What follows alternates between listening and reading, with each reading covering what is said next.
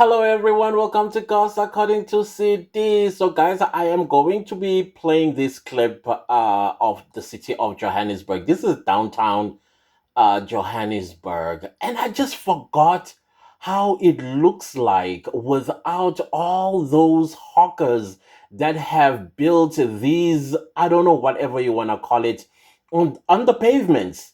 And then us, the citizens, have to compete with traffic because it's unwalkable on our pavements because they've come and built their makeshift businesses there without any permit. Now, if you're not a South African and you're watching this video, listening to this video from outside of South Africa has a system. It has a system from head to toe. That also includes businesses, whether the business is formal or informal. There are businesses that are meant for South Africans only. And there are also businesses that can be done by people that are non South Africans, and there are conditions, regulations, and all of that they have to follow before they are approved to start a business in South Africa under the business visa. All right. Now let's start with South Africans. What sort of businesses that South Africans can make? I don't know, whichever word you want to use.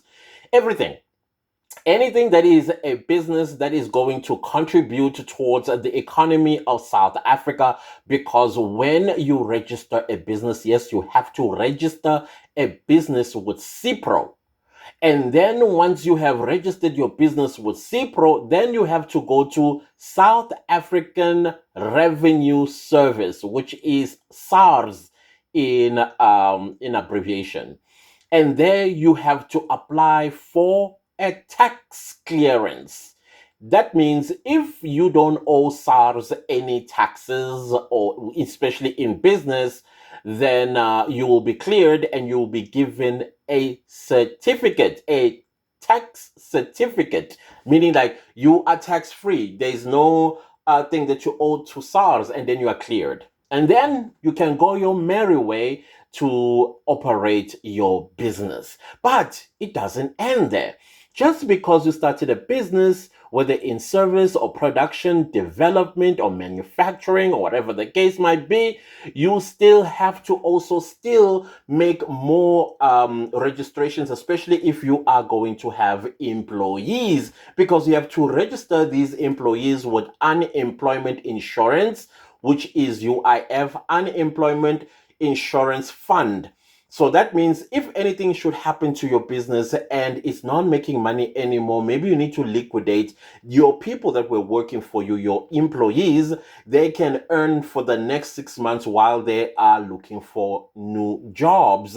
They'll be getting paid almost similar to the salary they were earning from your business.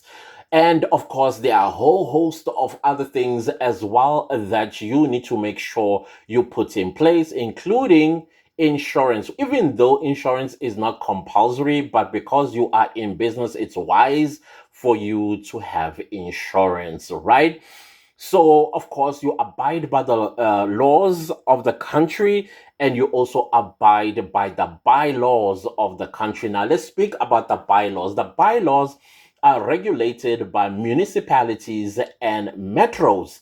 So, in South Africa, back in the day, you there were demarcated areas where hawkers, people like vendors, street vendors, where you can literally put a table. But back in the day, it used to be like newspaper vendors, like newspapers, if I remember correctly. Most of them were newspapers.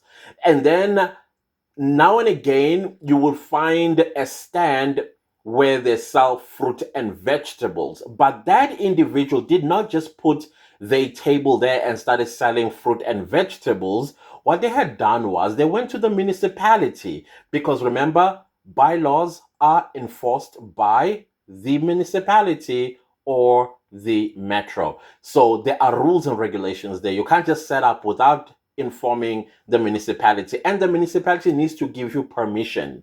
Hence, you get a permit to establish your little business on that particular street, and you must be specific where on that street, and it must make sure that that street is not too busy to also disturb and distract traffic of people, as well as road traffic where roads are meant for vehicles. Hence, you have pavements. And so you get that permit if they come and inspect and see now this business is not going to distract any traffic, whether it's pedestrians or motor vehicles, right? So then came our so-called brothers and sisters from the continent. And because they were seeing this, they thought them too can come and put a table and then start selling. So it started off with two people. Next thing it was 100 people. Every time you woke up in the morning and you were taking the same streets every single day, you would find new people and you'd be asking yourself, but wait a minute, do these people know that you need a permit to have a business like this in the CBD? Well, turns out that the reason why they were getting away and they gotten to a point where it was no longer bearable for anybody to use pavements. You literally had to compete with the traffic. Like I'm talking motor vehicle traffic, and if you are not careful, it will knock you down like unalived, because pavements can no longer be used because these people are running these businesses illegally. Now, speaking of people that are coming from elsewhere, remember I told you earlier on that if you are non-South African, you are allowed to establish a business in South Africa. However, you have to apply for a business visa.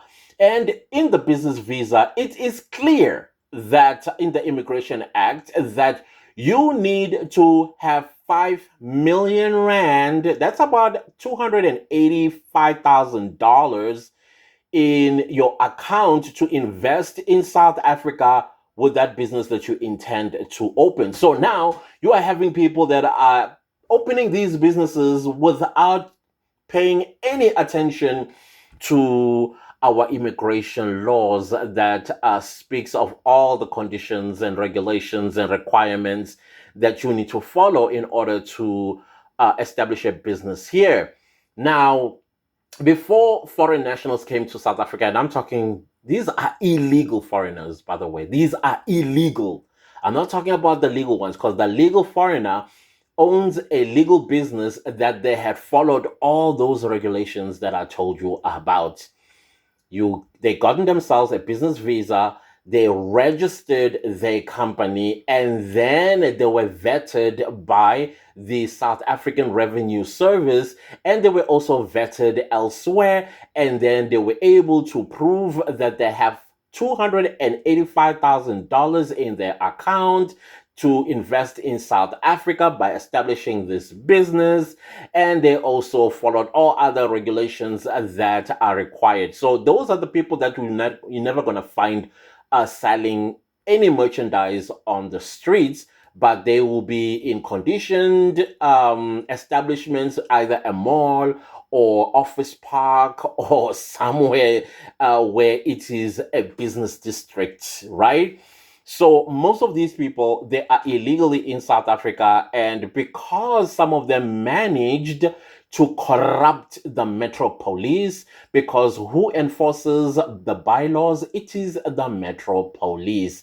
Now, the Metro Police, clearly they were not doing their work, hence we were having it was just ridiculous. Going downtown Johannesburg, it was a drag for me, and thank goodness I no longer stay there. But now I'm looking at this video that you are actually seeing. This is how Joburg used to look like.